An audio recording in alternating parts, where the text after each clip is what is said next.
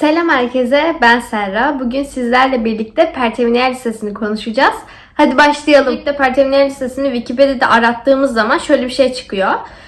Bayağı uzun bir metin çıkıyor bu arada. İnternete girip araştırıp okuyabilirsiniz. Gerçekten çok yararlı bir metin. Pertevniyel Lisesi'nin her alanı hakkında böyle özet bilgiler vermişler. Spor kulüpleri nasıl, dernekleri nasıl, mimarisi nasıl, bunun gibi şeyler hakkında çok güzel bir yazı olmuş. O yüzden bakabilirsiniz. Ama en başta şöyle bir yazı çıkıyor. Pertevniyel Lisesi Valide Mektebi İstanbul'da Fatih ilçesi merkezinde Pertevniyel Valide Sultan Camii yanında Mahmudiye Mektebi adıyla 1872 yılında hizmete giren ve halen Anadolu Lisesi olarak eğitime devam eden Türkiye'nin en köklü öğrenim kurumlarından birisidir.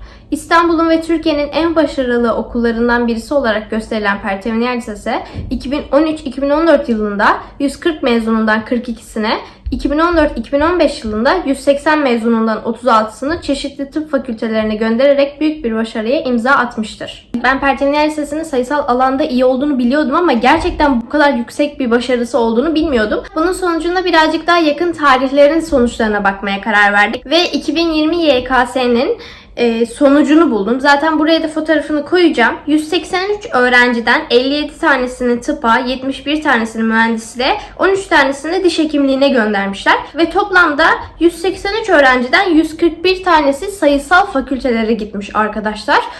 Bu gerçekten çok büyük bir oran. Eğer ki sayısal okumak istiyorsanız Pertevniyel Lisesi'nin bu konuda gerçekten çok büyük bir başarısı var. 2020 YKS bildiğiniz gibi geçen senenin sınavı. Yani bunlar yeni sonuçlar. Böyle eskide kalmış şeyler değil. Hatta 2013-2014 yıllarına göre de her yıl neredeyse çok büyük bir artış göstererek ilerlemiş. Eğer ki tercih dönemi videomu izlediyseniz o videoda Vefa Lisesi'ni ne kadar çok istediğimden bahsediyorum. Fakat Vefa Lisesi olmadığı zaman tabii ki Pertevniyel Lisesi'ni araştırmaya başlamıştık.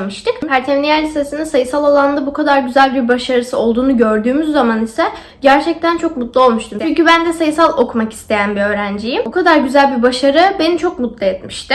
Peki bunun yanında insan biraz düşünüyor. Sayısal okumak istemiyorum. Özel ya da eşit ağırlık okumak istiyorum. Peki Pertevniyel Lisesi'nin bu bölümler hakkında hiçbir başarısı yok mu?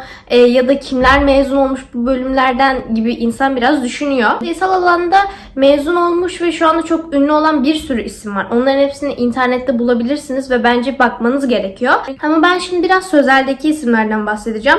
Namık Kemal, Hüseyin Rahmi Gürpınar, Cemil Meriç, Tevfik Fikret, Fehmi Yavuz, Ünal Sakman, Doğan Heper gibi isimler. Birazcık daha şair, yazar, siyasetçi, yani birazcık daha sözel bölümden olan bir sürü ünlü isim var Pertevniyel Lisesi'nden mezun olmuş. Sayısal alanda da böyle. Hatta sayısal alanda dediğim gibi çok daha fazlası var. Bunların yanında oyuncu, film yönetmeni olarak ünlü olmuş bir sürü isim var. Metin Akpınar, Halit Kıvanç, Reha Yurdakul, Metin Erksan gibi.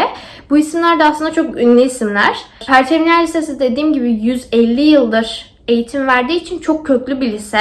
Ve bu şekilde bir sürü ünlü, başarılı, saygıdeğer bir sürü mezunu var. Gerçekten bu videoda say bitmez. Bu bilgilerin çoğunu internette araştırarak bulabilirsiniz aslında. Çünkü bence okuduğunuz lisede sizden önce kimlerin mezun olduğu ya da kimlerin mezun olup nerelere geldiği çok önemli. Bu birazcık da aslında lisenin eğitimini gösteriyor. Çünkü hangi liseye giderseniz gidin, evet bu lise çok güzel lafını duyarsınız. Bunun somut olarak kanıtı üniversite sınavının sonuçlarında. Bir de bu şekilde mezunların neler yaptığından, nerelere geldiğinden belli oluyor. Bu yüzden bence gideceğiniz ya da düşündüğünüz lisenin hem mezunlarına hem de YKS sonuçlarına bakmayı unutmayın. Ben Pertevniyel Lisesi hakkında da burada birkaç tane mezun ve son YKS sonucunu falan saydım ama bunların daha da kapsamlı bir bilgisini internette araştırarak da bulabilirsiniz. Bunun yanında insan şey diye de düşünüyor. Pertevniyel Lisesi evet güzel bir lise. Çok da güzel mezunlar vermiş. Üniversite sınavındaki öğrenci yerleştirmeleri de çok güzel. Peki bunu nasıl yapıyor? Bence Pertevniyel Lisesi'nin evet çok köklü bir lise olmasının ve puanının çok yüksek olmasından dolayı buraya gelen öğrencilerin genelde böyle bir çalışkan, hatta her zaman çok yüksek hedefleri olan öğrencilerinin olması dışında bence Pertevniyel Lisesi'ni diğer liselerden ayıran bir önemli özelliği daha var. O da şu, bu özellikle 12. sınıfta Pertev kurs diye geçen bir eğitim veriliyor olması. Pertev kurs, üniversite sınavına hazırlanan 12. sınıf olacak öğrenciler için yaz tatiline girdiğiniz gibi başlıyor aslında ve bütün sene boyunca çok yoğun bir şekilde devam ediyor. Kursun detaylarını çok fazla bilmiyorum aslında ama şu anda hiçbir lisede olmayan kendi dershanesini veriyor aslında Pertevniyel. Özelliğiyle de diğer liselerden bir tık daha öne geçiyor tabii ki. Çünkü diğer liselerde böyle bir şey yok. Pertevniyel Lisesi'ne ya da başka bir liseye gittiğiniz zaman, aslında iyi bir liseye gittiğiniz zaman işte şimdi hayatım kurtuldu, bu liseye geldim, artık ileride çok başarılı olacağım deyip her şeyi salarsanız hiçbir şey olmaz. Aslında güzel bir liseye gitmek sadece ilk adım arkadaşlar. Bunun üniversitesi var, sonra iş hayatı var ve siz güzel bir liseye gittiğiniz için evet bir sürü olanak size sunulabilir. Daha iyi bir şekilde eğitim görebilirsiniz. Adı bilinen köklü bir liseden de mezun olmak çok önemli bir şans. Ama siz bu liseye geldiğiniz zaman her şeyi bırakırsanız ve kendinizi hiçbir şekilde geliştirmek istemezseniz, derslerinize doğru düzgün çalışmazsanız, gerekli emeği vermezseniz, kulüplere, derneklerde aktif bir şekilde rol almak istemezseniz bu sefer arkadaşlar hiçbir şey olmaz. Yani Pertevniyel Lisesi'ne ya da Galatasaray Lisesi'ne, başka liselere de gidip güzel bir üniversite tutturamayan bir sürü öğrenci vardır. Bunun sebebi okul size her ne kadar bir sürü olanak sağlasa da bunları değerlendirecek olan kişi sizsiniz.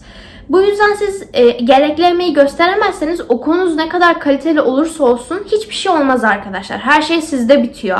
Bu yüzden buraya geldikten sonra da çok daha fazla çalışacaksınız. Buna hazırlıklı olun yani. Çok daha fazla bir çalışma olacak buraya geldiğiniz zaman.